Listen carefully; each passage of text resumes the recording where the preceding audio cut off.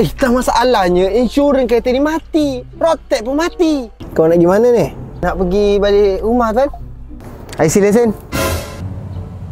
Rotek kau dah mati lah ni. Berapa lama dah ni? Ni Oktober 2023. Kita ada lagi 1, 2, 3 kita lagi ya. Hei!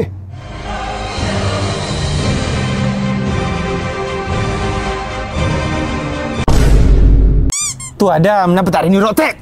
Kalau susah sangat, pakailah bijak ni. Hang.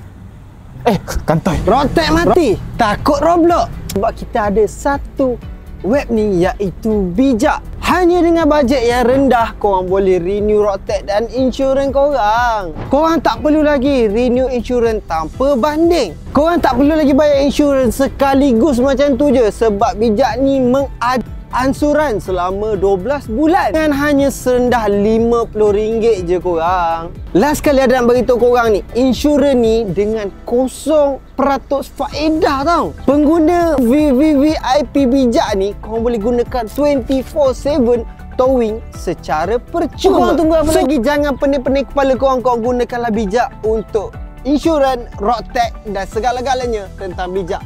Renew insurans korang sekarang.